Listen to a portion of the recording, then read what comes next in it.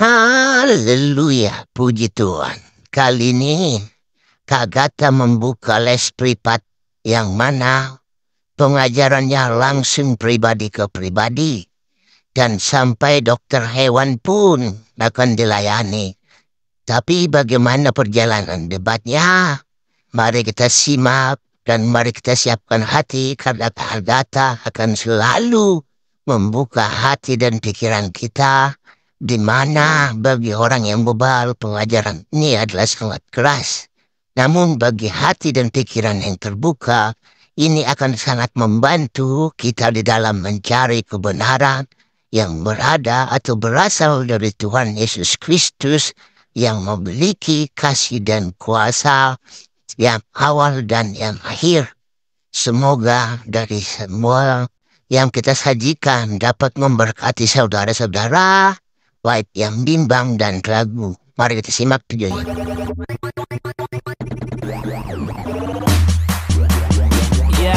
Let me do that. Malaikatannya hilang, berarti dia tidak ada kuasa lagi dengan meniupkan parja Maria dong. Harusnya dia tidak punya kuasa lagi sebagai malaikat. Dia benar-benar pure jadi. Kalau menurut saya pikiran saya ya, kalau Jibril itu biasanya dia menjumpai makhluk itu kan, manusia itu dia bukan di setiap manusia yang manusia pilihan ternyata dia jarang dia untuk saya nggak mau ke situ bang. Konteksnya adalah ketika malaikat dalam rupa manusia atau azab dia. Bukan, saya nggak mau ke situ. Konteksnya saya mau ambil dari teofaninya. Yeah. Contoh ya bang. Saya kasih abang pengertian lagi ya.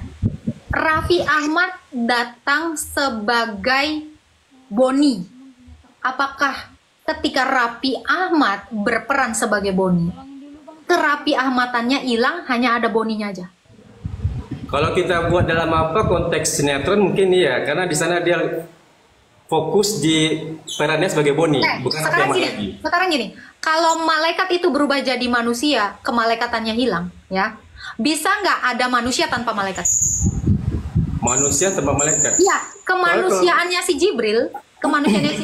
Kan kata Anda kemalaikatannya hilang nih, jadi manusia sepenuhnya. Saya bilang tadi bisa gini, kemanusiaan ya, Jibril itu ada tanpa kemalaikatannya? Maaf ya, biasanya kalau di ajaran kami Islam sih Kak Gata, kalau Jibril tuh jarang dia datangnya di manusia-manusia yang saya nggak nanya itu bang, fokus saya bukan di situ bang. Fokus saya ketika Jibril datang kepada Maria dalam rupa malaikat yang sempurna, saya mau ambil itunya bang. Saya nggak peduli dia mau ngapain, mau apa manusia, saya nggak nanya itu. Tetapi bisa nggak manusia yang datang kepada Maryam itu tanpa kemalaikatannya? Coba saya bayangkan gini juga sama Kak Gatanya ya. Kak Gata kan sering tentang Muhammad kan, Nabi Muhammad, Nabi kami kan. Oke, bang, bentar bang. Ini kita muter-muter, abang sebenarnya udah tahu. Nggak muter. Gini. Sekarang saya tanya gini. Ini ciptaan atau holik?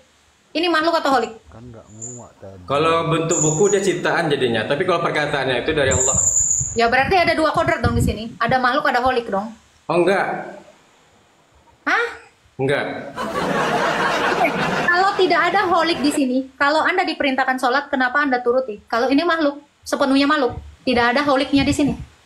Kalau Quran itu kan makhluk sih ada. Kalau itu perintah sholat. Oke, sekarang saya tanya. Kalau Anda diperintahkan sholat, Anda kerjakan tidak? Kerjakan. Kenapa? Ini kan makhluk. Kenapa Anda taat kepada makhluk? Kami bukan Qurannya yang menghafal, tapi perkataan Allahnya. Nah itu karena di sini ada perkataan Allah atau wahyu Allah atau firman Allah yang nggak kelihatan. Jadi bang, ketika saya pegang ini Quran, yang saya pegang itu adalah makhluknya, keilahiannya, keholikannya, karena dia adalah kalam yang adalah 20, salah satu dari 20 sifat Allah. Itu sifatnya holik. Maka keholikannya nggak hilang. Sehingga abang ketika diperintahkan sholat, abang manut. Kenapa? Karena yang abang ikuti adalah keholikannya, bukan kemahlukannya.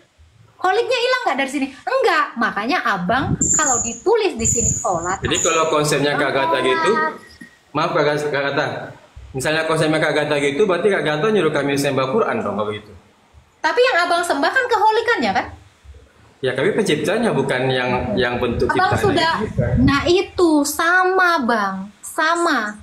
Yang dilihat manusia itu memang bukunya. Yang dilihat orang-orang di Israel itu manusianya Yesus.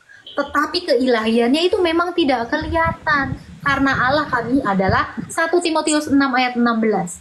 Terang yang tak terhampiri. Allah adalah kasih. Allah adalah roh atau goib. Makanya kalau kalian bilang kami menuhankan manusia, salah. Tuhankan itu adalah firman itu. Menurut konsepnya Kak Gata, manusia itu gimana? Yang dilahirkan atau yang Tuhan menyerupai manusia?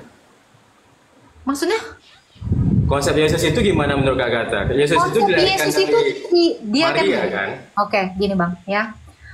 Yesus itu adalah firman.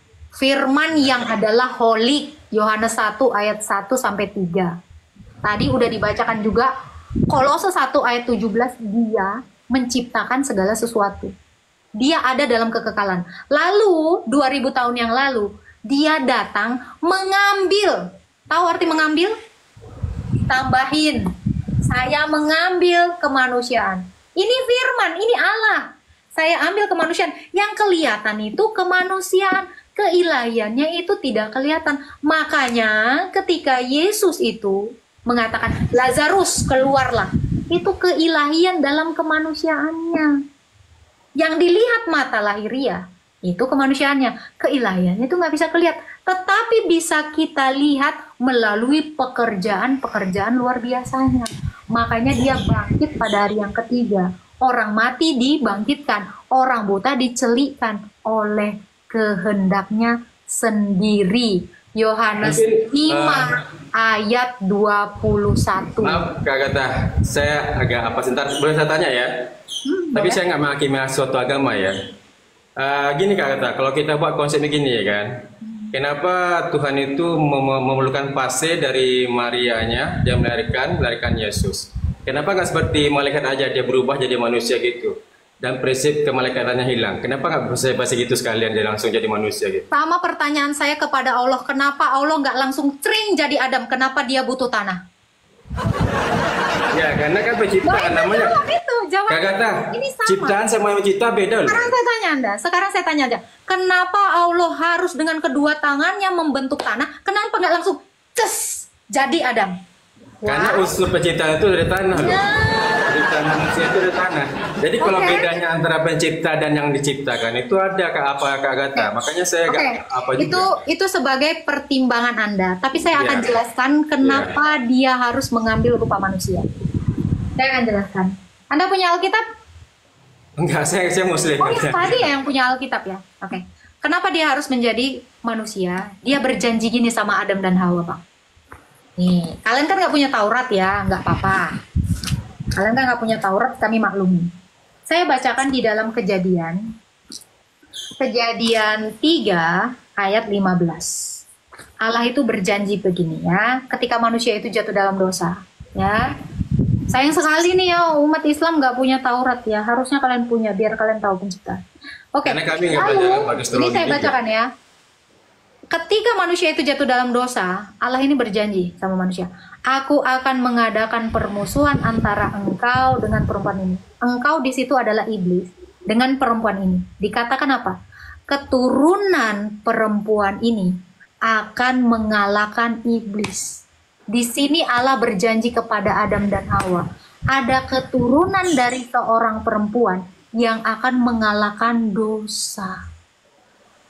Ini dia udah janji sama Adam. Itu baru satu janjinya. Lalu dia di dalam Yeskiel, di dalam Ayub, di dalam kitab nabi-nabi yang lain, dia berjanji akan menyelamatkan manusia melalui kemanusiaan. Kenapa dia harus jadi manusia? Bang, sekarang saya tanya. Yang dicobai oleh iblis itu babi atau manusia? Manusia. Oke. Yang bisa berdosa itu babi atau manusia? Manusia juga. Oke. Jadi kenapa dia harus datang sebagai manusia? Supaya di dalam kemanusiaannya dia mengalahkan dosa. sesuai dengan tadi perkataannya, keturunan perempuan ini, perawan ya, keturunan perempuan bukan keturunan laki-laki. Keturunan perempuan ini akan mengalahkan dosa yang dilakukan oleh pengaruh iblis. Ini dia. Jadi karena makanya saya bilang saya kasihan sekali melihat Islam ini tidak mengerti kenapa dia harus datang menjadi manusia. Kan dia bisa langsung cering. Tapi itu tadi kalian pikirkan ya. Kenapa Allah itu butuh tanah untuk menciptakan Adam? Kenapa nggak langsung cering? Nah ini juga PR untuk Islam. Bukan ya, loh ini. Tapi sabar. Jadi gini. Jadi Islam harus tahu bahwa kitabnya Musa sendiri sudah menerangkan bahwa dia memang harus datang dalam rupa manusia untuk mengalahkan dosa yang ada di dalam manusia. Karena babi tidak berdosa, pohon beringin tidak berdosa, dia tidak perlu datang menjadi pohon beringin ataupun babi. Jadi dia harus datang dalam rupa manusia. Yang mau diselamatkan itu adalah manusia dari kematian. Kalau babi mati emang karena seleksi alam. Karena memang dia diciptakan untuk dikuasai. Selesai. Itu ya. Jadi gampang kan? Gampang kalau kalian punya Taurat. Tapi akan sangat sulit kalau kalian tidak punya kitab Taurat. Di dalam Mazmur juga ada, Bang. Ya, berarti kalau ibarat katanya, Kak Gata, antara Tuhan dan Yesus itu di satu tempat yang sama atau di tempat berbeda? Misalnya gini kalau kami kan, kalau Tuhan itu kan di atas ya kan, kalau manusia kan di bawah timanya. Jadi kalau Tuhan sama Yesus itu di tempatnya sama atau gimana? Kalau dia menyerupai manusia kan berarti dia di bumi dong begitu. Saya balik lagi ke sini ya. Apakah perkataan Allah yang ada di dunia ini tidak ada di surga secara bersamaan? Karena itu kan apa? Itu jawabannya, Bang.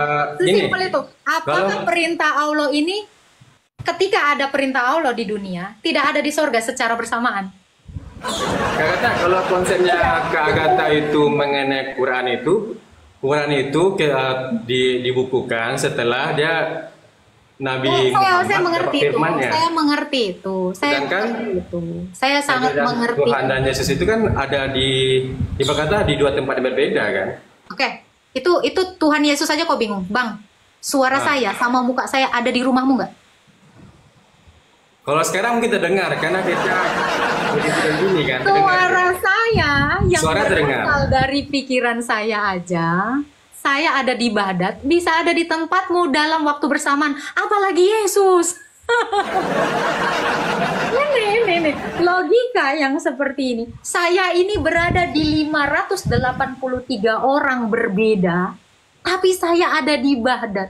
Apalagi Tuhan ketika dia di dunia. Apakah dia berhenti dari sorga sana, turun kosong singgasananya? Kalau di apa kan Kak Gata ada jalan kami. Jangan direpotin, Bang. Maaf ya, boleh saya apa lagi ya? Kalau di jalan kami mungkin agak beda sih Kak Gata. Antara Tuhannya sama makhluknya tempatnya berbeda loh. Seperti Kak Gata pernah kayaknya di Kristen juga ada cerita tentang Gunung Tursina ya.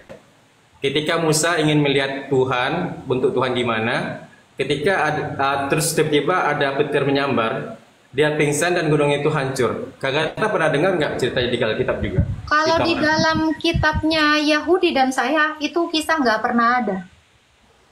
Nah itu kan kejadiannya ketika Musa ingin melihat Tuhan kan? Di dalam Taurat itu tidak ada. Itu cuma ada di abad 7. Jadi kalau ditanya pun orang Israel sana yang merupakan cucu dari Musa, itu mengatakan tidak ada cerita itu. Tapi ada loh sebagian cerita itu ada di Alkitab juga loh dia sebagiannya. Oke, ketika boleh Musa tunjukkan di Alkitab. melihat wajah Tuhan, tiba-tiba dia pingsan. Terlempar dia pingsan Itu nggak ada di sini, Bang. Itu nggak ada di sini. Makanya saya bingung, abang dapat cerita dari mana? Nggak ada di sini. Soalnya ada juga teman saya siapa yang Kristen juga Kak Gata. Kami sini. Sekarang gini, Bang, kalau temenmu ada kayak gitu, tanya ayatnya. Nah itu. Karena itu nggak ada orang Kristen di sini, coba. Yang Kristen di sini ada nggak cerita yang itu tadi, yang pecah itu gunungnya Tursina? Ada nggak? Itu ketika cerita Musa ingin melihat Tuhan ya. Sementara kalau dia yang Kristen itu kan Tuhan menyerupai Yesus di banyak firman-Nya atau gimana ya? Itu apa enggak? Oke. Gini ya Bang ya. apa yang tadi mau aku bilangnya, aku jadi ke distract ya. Gini ya, kira-kira Bang jawaban saya tadi masuk ke logika Abang nggak? Kalau deponya kayaknya saya masih agak Dapat ya, poinnya dapat ya, dengan analogi-analogi saya setidaknya logika kalian nyampe ya. Jadi gini, harapan saya, ketika kalian tidak mengetahui sesuatu, jangan menjudge sesuatu tentang iman saya. Makanya saya bilang ya, sangat disayangkan kalian ini beriman kepada Taurat tapi tidak punya Tauratnya. Ya, saran saya, kalian tidak perlu menjadi Kristen untuk punya kitab Taurat. Mari beli kitab Taurat dan baca kebenarannya. Ya, sayang sekali kalian ini, bener ya, kalian ini miss sekali tentang hukum Taurat, tentang kitab Taurat. Kenapa? Ya karena kalian cuman mengandalkan itu. Makanya kalian itu butuh tafsir, butuh hadis. Coba kalau kalian punya Taurat, itu akan sangat gampang sekali. Karena gini Bang, ketika saya tanya, di mana Allah mau tahu nama istri Adam, nama istri-istri Ibrahim? Kalian akan kesulitan. Kenapa? Karena di Quran sendiri itu tidak ada. Makanya sangat disayangkan sekali kalian ini tidak memiliki Taurat, hanya mengimani iman yang nggak ada. Gitu. Gimana ceritanya? Tuhan nggak tahu tentang ciptaannya. Oke, kalau gitu di mana Allah mengatakan bahwa istrinya Adam itu adalah Hawa di Quran? Nggak ada Bang. Kan ceritanya Adam dan Hawa itu ada ceritanya itu. Nggak ada Bang. Ini saya baca Quran. Nih ya, ini saya nggak mau bohong ya, karena saya punya Quran. Saya nggak pernah nemu nama istri Adam di sini. Nama istri Adam itu tidak pernah ada. Nah, itu hanya dalam kurung. Nggak tahu itu tafsiran siapa. Allah tidak mewahyukan, tapi tiba-tiba dalam kurung. Itu tafsiran manusia. Kenapa firman Allah, wahyu Allah ditambahin manusia? Kisah Hawa ini nggak ada. Makanya tadi Abang kan kaget kan.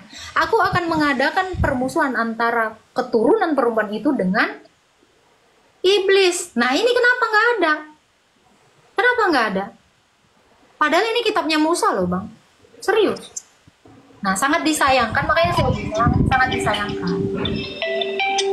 Diangkat dulu Bang, teleponnya Bang. Itu apa? Alarm bangun.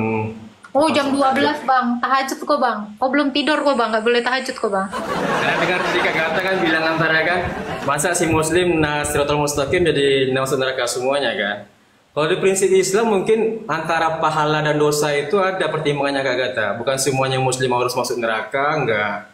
Sama kayak kita di bumi ini loh. Kita ini kan ada pasti melakukan kesalahan juga. Sama kayak konsepnya yang salah masuk penjara. Tapi kalau di akhirat kita nggak bisa membela diri kita dengan uang.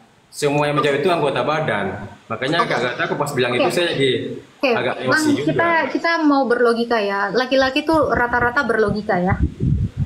Saya sangat mengandalkan logika saya. Sekarang saya tanya Abang percaya ada kebangkitan setelah mati?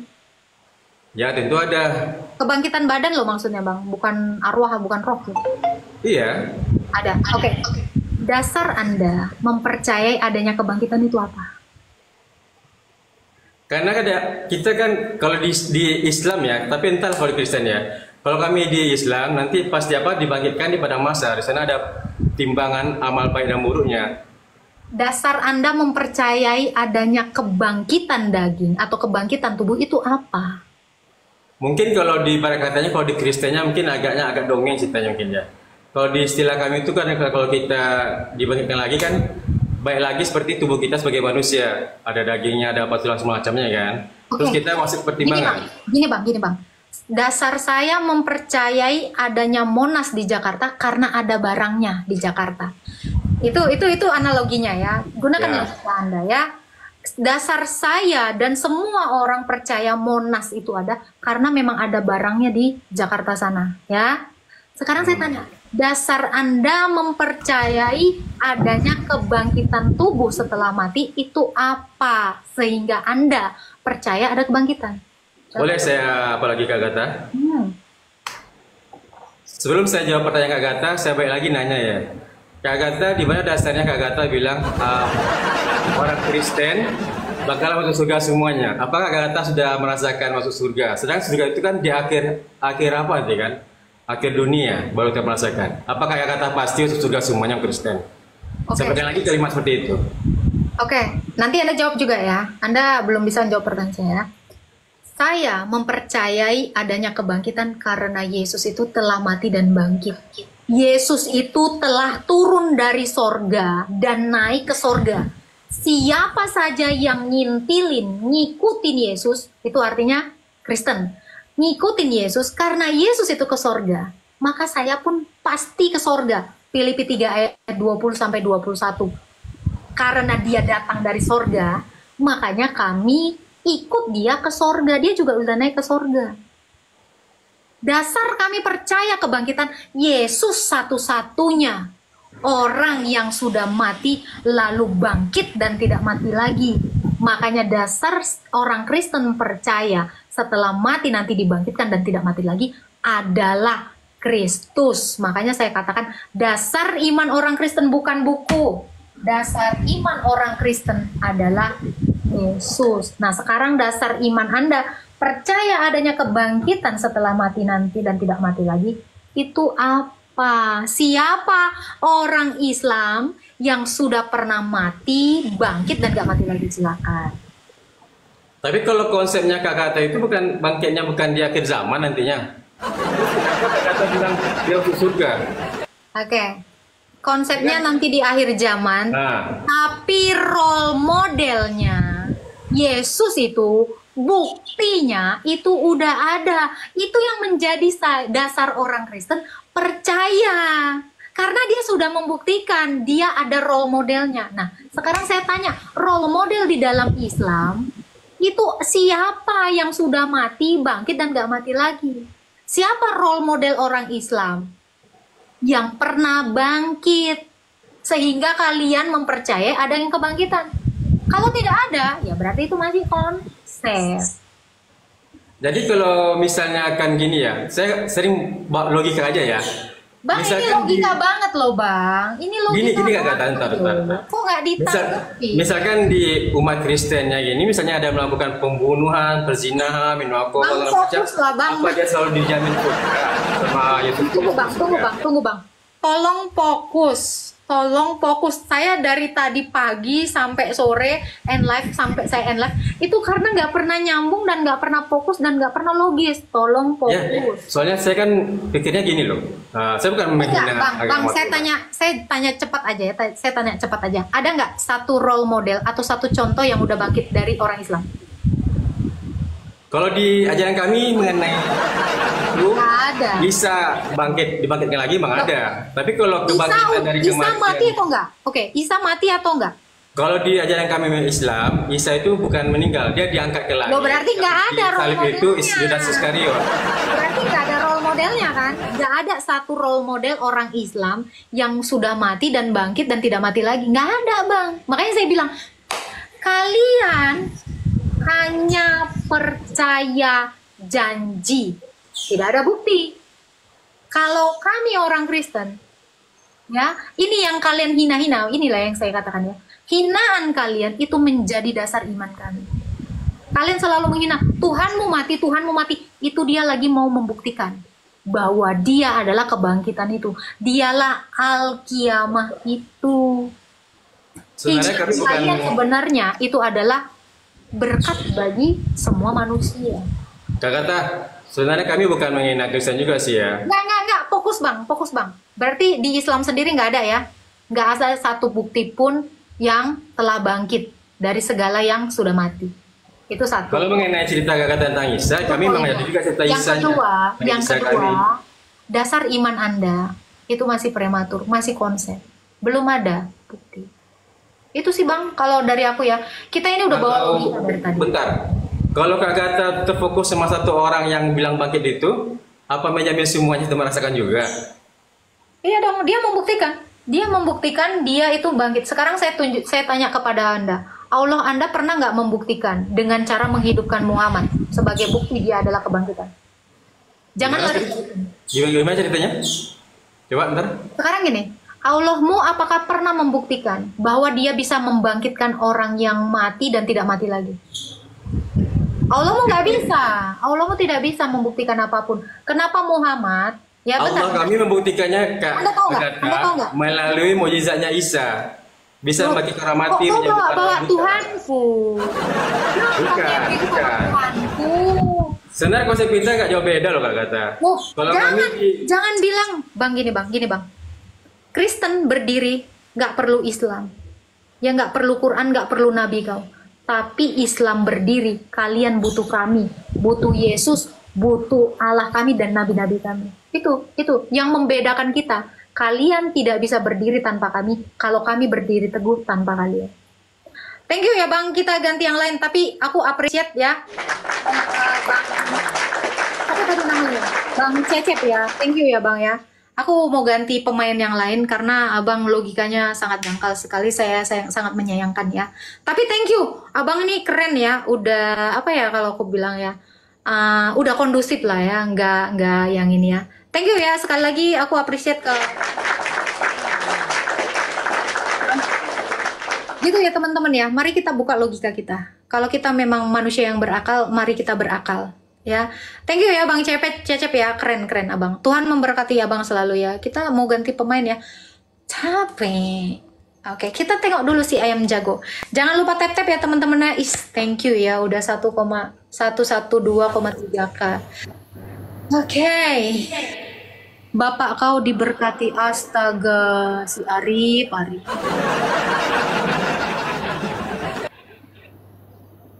Agak lain ya. Silakan jagonya ayam. Ih.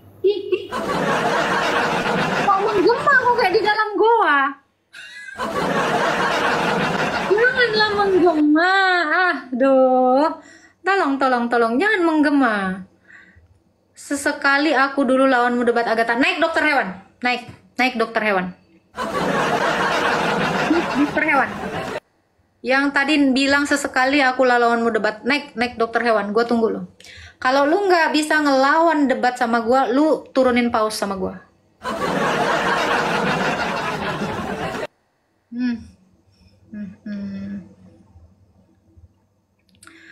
Itu ya teman-teman ya, saran saya ya, kalian itu harus mengimani sesuatu yang benar-benar bisa menjadi dasar patokan dari iman kalian. Jangan kalian beriman kosong.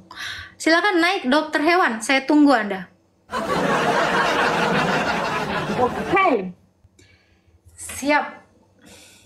Nih, kalau dokter hewan biasa mengerti kehewanan ya. Astagfirullah. Jangan bang, udah lah bang. Kau nggak seganteng Bang Cecep. Nggak usah lo open cam, males aku. Kaget nanti penontonku bang, langsung turun penontonku kan, drastis.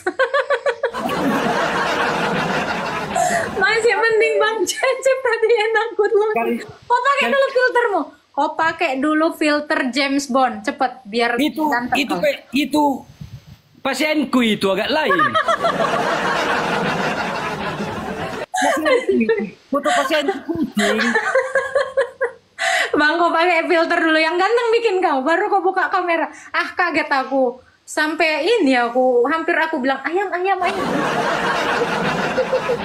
Foto pasienku itu kan kucing itu agak lain.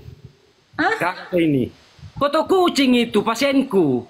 Enggak, mukamu tadi loh, enggak kau sadar kok kebuka kamera.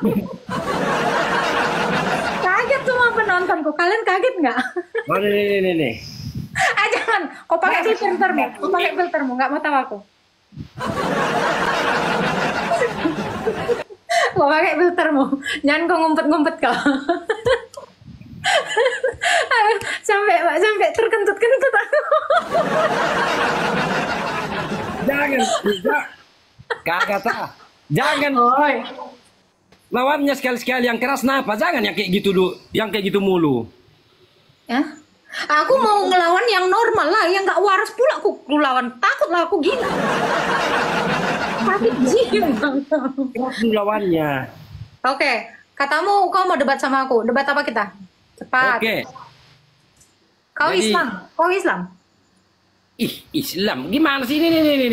Turun kau. Nggak, aku cari lawan di sini. Aku nggak mau cari ini. Malas aku malas sekali sama orang Kristen. Kalau sama-sama Kristen udahlah di bawah aja lah. Malas aku. Malu nanti. Nggak suka aku. Udah ya sama Islam aja aku. Selamat malam Kak Gata.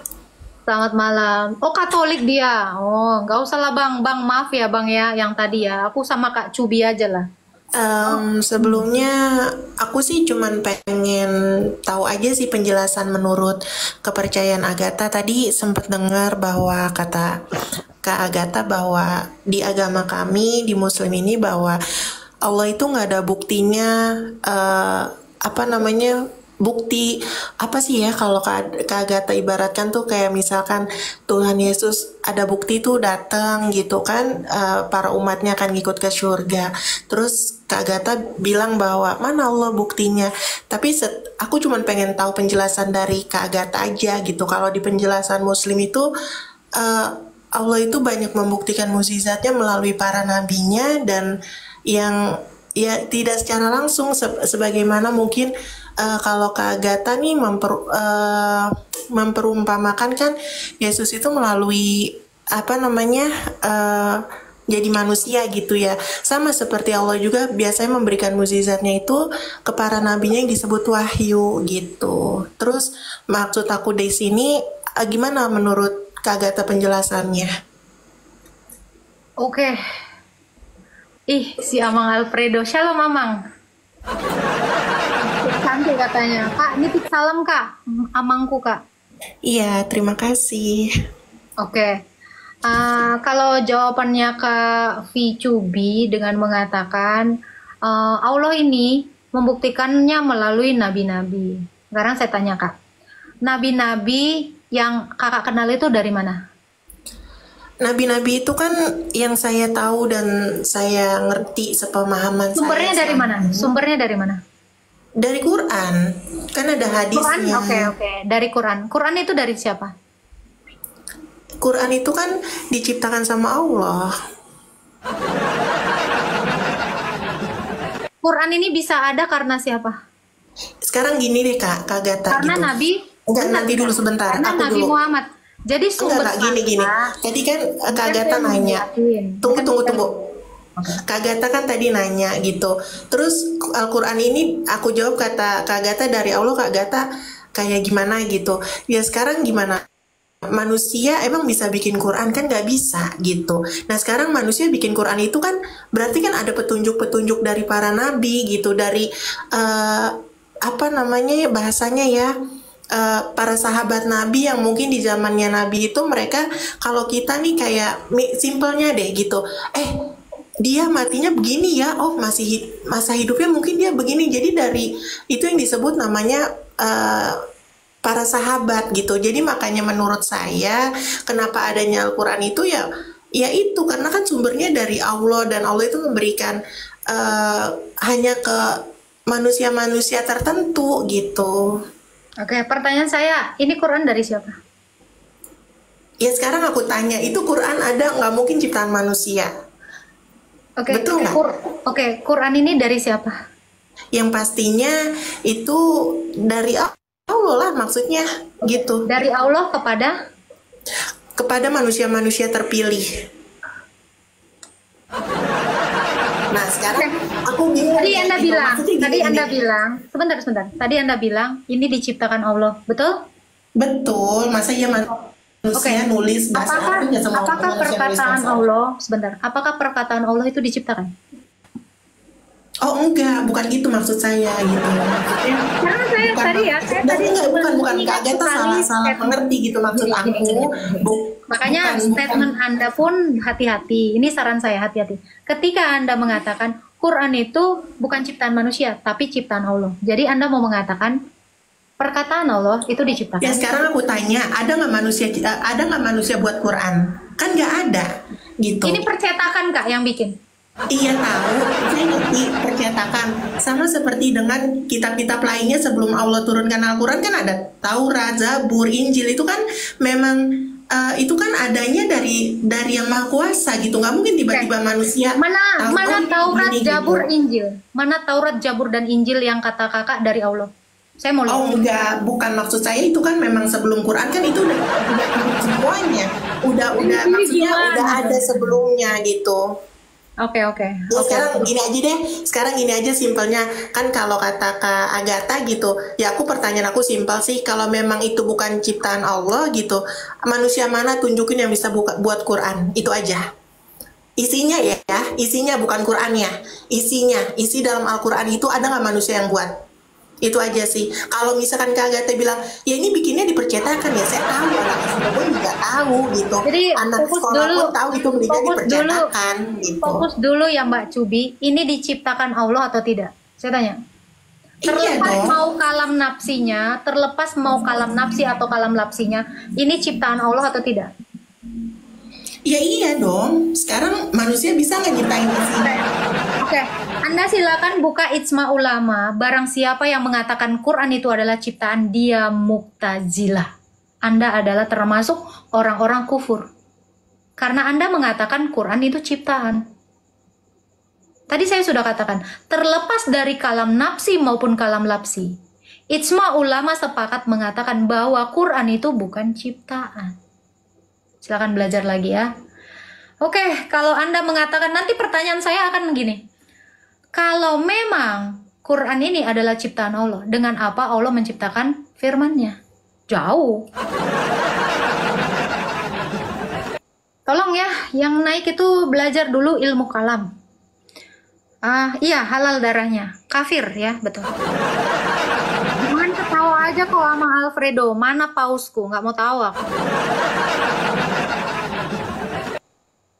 Ya, entah kemana-mana dia lari. Aku, maaf ya.